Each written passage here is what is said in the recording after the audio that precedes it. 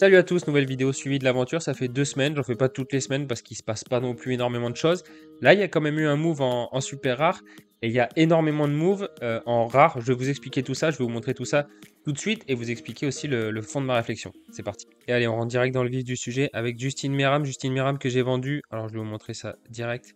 Je l'ai vendu 0.240, je l'avais acheté 0,135, je l'ai revendu 0,240, ça fait un palier. Il a 34 ans, même si c'est pas mauvais. Je préférais lâcher. J'ai pas mal de joueurs assez vieux, donc je voulais aussi rajeunir l'effectif. La SR, c'est quand même du long terme, donc voilà. Je l'ai vendu après son 84. Derrière, il a fait 3 matchs. Bon, il a marqué un but, mais il fait quasiment pas de all-around. Donc voilà, et puis 34 ans, voilà, c'est ça qui m'embêtait, comme j'ai les autres aussi.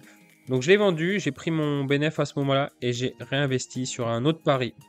Alors c'est un peu plus gros comme pari parce que Meram quand même, vous le voyez bien s'installer en titu. Là c'est Lassiter, Lassiter qui est un... Alors il joue milieu gauche, moi je pense qu'il peut jouer aussi ailier. C'est un joueur qui percute vachement, que je trouve très bon depuis qu'il est à Montréal. Il est arrivé de l'Inter Miami où il était remplaçant. C'est pour ça que je l'ai payé aussi cher, c'est qu'il est arrivé. Là il a profité de la blessure de Lapalainen. Là Lapalainen, j'ai arrivé, est revenu. Et du coup, il se partage le temps. En fait, là, il a été out pour être préservé pour la finale de Coupe du Canada. Mais sinon, il se partage le temps et je le trouve vachement intéressant. Je le trouve IRL meilleur que la Palainen. Donc voilà, pour moi, il va prendre le poste. Ce timing, en ce moment, il est vraiment en pleine concu. Donc à voir s'il arrive à prendre le poste. En plus, la Palainen, c'est très fragile physiquement. Donc à voir. Mais en tout cas, je le trouve très bon, très percutant. Par exemple, là, il est rentré 45 minutes, mais il a fait 2 tirs cadrés. Je crois qu'il en a fait 2 non cadrés. À un moment, il frappe, le gardien repousse, il y a but derrière, il peut faire des passes D aussi. Donc, c'est un joueur voilà, qui peut être décisif, je pense, assez souvent à Montréal, qui peut faire du all-around. Après, faut qu'il soit titu. Donc, à voir. Mais en tout cas, c'est un gros pari que j'ai fait. Mais j'ai confiance dans la valeur du joueur IRL. Et pour revenir vite fait sur ma galerie, donc on va passer vite fait Ivacic Bingham, je regrette pas du tout. Bon, j'avais un peu surpayé Bingham, mais je suis bien content aujourd'hui. Ivacic 0.875 en fait pour un gardien SR, c'est assez cool. Nagbe, d'abord sur ce coup. Je suis content. Nagbe, il a fait des bons scores dernièrement. Je vais peut-être le vendre si j'arrive à prendre une bonne plus-value, même si je suis OK pour le garder. Moi, c'est un des joueurs que j'aime bien dans ma cap et il fait du bien quand même. Mais voilà, au niveau de son L15 et tout, je vais voir un petit peu la semaine prochaine, parce que si ça part à 0,250, je prends. Kikanovic, je reviens après. Apia, c'est OK pour l'année prochaine. Chara, c'est parfait. Ils viennent partir à 0.0776. Capitaine de Portland. En plus, c'est voilà, mon stack Portland, donc je garde, c'est OK, il n'y a pas de souci. Donc c'est pour ça que je m'en fous limite du prix qu'il soit parti à 0,07 alors que je l'ai payé 0,130, je crois. Je m'en fous vu l'utilité qu'il va avoir cette année. Et là, Citer, voilà, je suis assez content, je vous en ai parlé. Jonas Martin, pareil, pour le prix pour l'année prochaine, c'est cool. Les deux recrues dont je suis pas super satisfait, c'est José Antonio Martinez qui bench en fait un match sur deux depuis que je l'ai acheté. Alors je savais qu'il y avait Ibaga et Nkosi Burgess. Mais pour moi, lui, il était quand même titulé. C'est les deux autres qui allaient tourner. Mais c'est pas trop le cas dernièrement. Donc, assez mécontent voilà, de cet achat. Et Kikanovic, dans une moindre mesure, parce que c'est le remplaçant de Cad Cowell. Donc, je l'ai mis au cas où en vente à 0,250. Mais je baisserai pas le prix. Il vient de partir à 0,150. Donc, c'est un joueur qui remplace Cad Cowell, qui est très très bon, qui est international américain, qui a été avec les U20. Et là, il repart en Gold Cup. Donc, je vais pouvoir réaligner Kikanovic ce mois-ci. Donc je le garde. En plus, c'est un jeune qui a du bon potentiel, même s'il y avait des rumeurs en Grèce.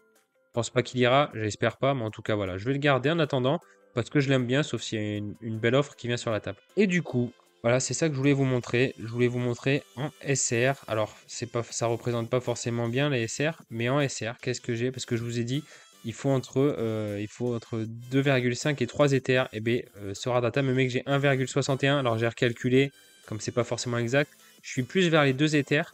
Et du coup, ben, j'ai regardé combien j'avais en rare, parce que vraiment ma priorité c'est les SR, vous le savez. En rare, j'ai 0.611. Et du coup, je fais que vous rabâcher à chaque fois qu'il faut de la profondeur, etc. Et au final, je ne l'ai pas mis en pratique, moi, sur ma SR. Je me suis un peu, je pense, enflammé au début avec mes deux paliers en me disant, ah, ça va aller assez vite, je vais pouvoir. Et puis, ben, je suis au final à 2 sur 6. Donc voilà, bon là, je l'ai raté de très peu. Ça se trouve, il va y avoir un recalcul. On croise les doigts, mais du coup, je me suis dit, ça fait 2 jours que j'ai réfléchi, j'ai parlé avec pas mal de potes pour savoir ce qu'ils en pensaient aussi. Et bien de revendre mes rares pour vraiment me mettre en full SR. Je pense qu'en fait, j'ai été un petit peu trop vite dans ma démarche de retourner en cap de 140 rares. alors que j'avais besoin de plus de profondeur à SR. J'en ai toujours besoin. Donc du coup, voilà, je suis en train de revendre mes rares. Donc si vous voyez des cartes qui vous intéressent, n'hésitez pas à venir. Il y a juste Latif que je vais garder et les petites cartes comme Wilson Harris, comme Josh Williams, enfin les trucs voilà. Mais sinon, Guzan, là j'ai reçu un 0,180. Je pense que je vais. Ouais, Guzan, je viens de recevoir 0,180. Donc je pense que je vais accepter. On va aller voir ça en direct, tiens, ensemble. Si j'accepte ou pas. Je trouve que c'est une offre assez correcte. Après, c'est une carte 2023. Je vais prendre à 180. Ouais. Je vais prendre à 180. Il y a des bons match-up qui arrivent. Oh, c'est pas fou, mais voilà. Je vais accepter. Je vais accepter cette offre de Guzan. Voilà, content. Voilà. Ciao. Brad, je l'avais acheté 0,130. Donc en plus, je fais une petite plus-value. Je vais prendre ma plus-value aussi sur Jader O'Brien. Et j'avais acheté 0,02, je crois, un truc comme ça. Bendik, c'est pareil, 0,03. Je vais faire ma plus-value. Tagliamonte qui joue les 2 matchs. En plus, j'ai le jersey number. Donc si ça intéresse quelqu'un, n'hésitez pas à me faire une offre. Je ne vais pas l'overpricer. Donc voilà. Et le reste, voilà, il y a Latif. Westberg, je vais peut-être le garder si jamais Guzan se blesse ou quoi. Pour le prix 0,02, je préfère garder. Chano, c'est pas mal aussi, mais je vends. Godoy, je vends. Kenao, je vends. Christophe, je vends. Mensa, je vends. Donc voilà, n'hésitez pas si jamais vous envoyez un qui vous plaît. Et du coup, ça contribuera à me refaire un petit peu mon roster en super rare. Je vous remercie d'avoir regardé cette vidéo. Je vous remercie aussi pour tous les retours à chaque fois que je fais une vidéo suivie de l'aventure. Je reçois pas mal de retours. Ça pousse encore plus ma réflexion. Donc merci vraiment beaucoup pour ça. Je vous souhaite une bonne fin de journée et je vous dis à très très vite. Salut.